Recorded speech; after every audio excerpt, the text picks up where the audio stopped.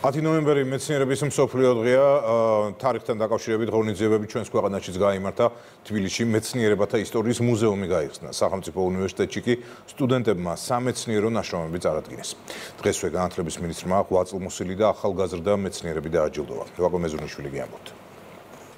საიუბილეო თარიღთან დაკავშირებით მეცნიერებათა ეროვნულ აკადემიაში ისტორიული მუზეუმი დაარსდა, რომელიც საზოგადოებისთვის მეცნიერების ისტორიულ მემკვიდრეობას გააცოცხლებს. სამუზეუმო სივრცეში გამოფენილია აკადემიაში შემავალი ისტორიული ხელნაწერები და ფოტომასალა. ღონისძიებაზე გამოჩენილ მეცნიერთა სახელობითი აკადემიური პრემიებით მეცნიერები გამორჩეული სამეცნიერო ნაშრომებისთვის დააჯილდოვეს. მეოთხე საუკუნეში ჰქონდა ფაზისის აკადემია, მე-12 საუკუნეში ლელათის აკადემია, უნივერსიტეტი და ამ აკადემიამ უწინარა ევროპულ უნივერსიტეტებს. ერთი საუკუნის მერე მე-13 საუკუნეში შეიქმნა ევროპაში უნივერსიტეტები. ამდენად ეს რენესანსი ჩვენთან უფრო ადრე იყო და ამ გზით წავედით. ამ რეაქციას ქვია სპილოს ხორთუმის რეაქცია. მეცნიერების მსოფლიო დღესთან დაკავშირებით თბილისის სახელმწიფო უნივერსიტეტში მეცნიერების ფესტივალი გაიმართა, რომლის ფარგლებშიც საინტერესო ექსპერიმენტები და თემატური ლექციები ჩატარდა. დაჯილდოვდნენ ზუსტ და საბუნებისმეტყველო მეცნიერებათა ფაკულტეტის ახალგაზრდა და წარმატებული მეცნიერები.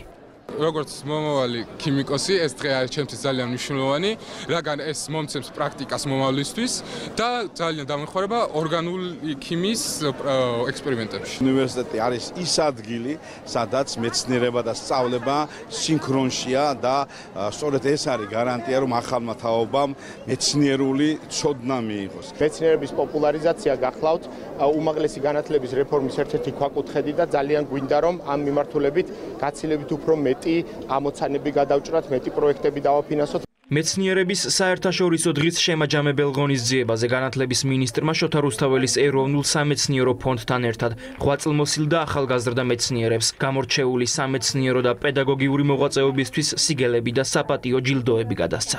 მოხარული ვარ, რომ ეს ჯილდო გადმომცეს მე, ეს ჩემი პირველი ჯილდოა თუ არ ვცდები, რომელიც მე მივიღე საქართველოში.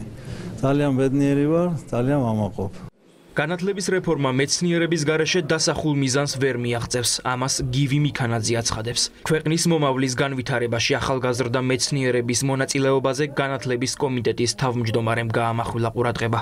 ხაზი გაუსვით პრიორიტეტს იმისა, რომ მეცნიერება კიდევ უფრო მეტად უნდა განვითარდეს, რომ ეს სახელმწიფოსთვის არის ერთ-ერთი უმთავრესი პრიორიტეტი და შესაბამისად დღევანდელ დღეს მისასალმებელ სიტყვასთან ერთად ჩვენ გავაჟღერეთ პრემიერ-მინისტრის მილოცვა მეცნიერებისადმი, მეცნიერების ეროვნული აკადემიისადმი. მნიშვნელოვანია ის გეგმები, რომელიც სახელმწიფოს აქვს, როგორც საკანონმდებლო, ასევე აღმასრულებელ ნაწილში, იმისათვის, რომ კიდევ უფრო მეტი ახალგაზრდა მეცნიერი ჩაერთოს ამ პროცესში, მეცნიერი იყოს დაფასებული.